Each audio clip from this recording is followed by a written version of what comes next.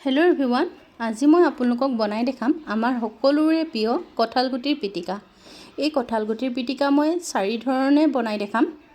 আপোনালোকে নিশ্চয় এই ৰেচিপিকেইটা খুবেই ভাল পাব আৰু যদি ভাল পায় মোক কমেণ্ট বক্সত জনাবলৈ নাপাহৰিব। তেনেহ'লে দেৰি নকৰি আজি ৰেচিপিকেইটালৈ আগবাঢ়ো বলক।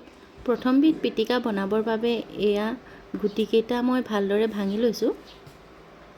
এতিয়া ইয়াত দিছোঁ সৰু সৰুকৈ কাটি লোৱা পিঁয়াজ, অলপমান জলকীয়া গুড়ি, মিঠাতেল, জোখৰ পৰিমাণৰ নিমখ আৰু এই পিটিকাৰ মেইন বস্তুটো হৈছে মেথি গুটি। মেথি গুটিকেইটা সেকি লৈ তাত অলপমান তেল দি ৰঙচুৱা পৰালৈকে গৰম কৰি ল'ব। এতিয়া এইখিনি ভালদৰে মিলাই আমাৰ প্ৰথমবিধ কঁঠালৰ পিটিকা ৰেডি হৈ গ'ল। দ্বিতীয়বিধ পিটিকা বনাবৰ বাবে মই এতিয়া গুটিখিনি ভালদৰে ভাঙি লৈছোঁ আৰু এতিয়া ইয়াত দিছোঁ জোখৰ পৰিমাণৰ পিঁয়াজ আৰু আমাৰ মেইন ইনগ্ৰিডিয়েণ্ট তিলখিনি মই ভালদৰে ভাজি মিক্সাৰ গ্ৰাইণ্ডাৰত গুড়ি কৰি লৈছোঁ আৰু এতিয়া ওপৰত দিছোঁ অকণমান জলকীয়া গুড়ি, মিঠাতেল, জোখৰ পৰিমাণৰ নিমখ। এইখিনি ভালদৰে সানি লৈ আমাৰ দ্বিতীয়বিধ পিটিকাও ৰেডি হৈ গ'ল।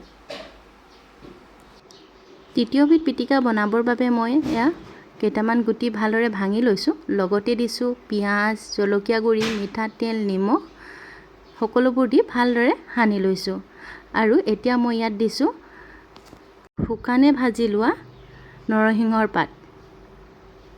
এয়া আমাৰ 3 নম্বৰখনৰ পিটিকা ৰেডি হৈ গ'ল।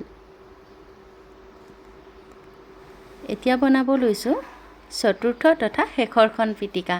এই পিটিকাখনৰ বাবে মই এটা কাচকল লৈছোঁ, কেইটামান কঁঠালৰ গুটি, সৰু সৰুকৈ কাটি লোৱা পিঁয়াজ, অলপ জলকীয়া গুড়ি, মিঠাতেল আৰু জোখৰ পৰিমাণৰ নিমখ।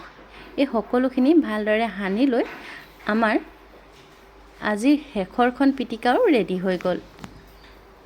আজি আপোনালোকে মোৰ এই পিটিকা ৰেচিপিকেইটা কেনেকুৱা পালে মোক জনাবচোন আৰু যদি মোৰ দৰে বনোৱা নাই এবাৰ নিশ্চয় বনাব বুলি আশা ৰাখিলোঁ। যদি আপোনালোকৰ মোৰ আজি এই ৰেচিপি ভিডিঅ'কেইটা ভাল লাগিল তেনেহ'লে মোৰ ভিডিঅ'টোত এটা লাইক আৰু চেনেলটোত ছাবস্ক্ৰাইব কৰি মোক আগলৈ আগবাঢ়ি যোৱাত সহায় কৰিব বুলি আশা ৰাখিলোঁ। Bye bye.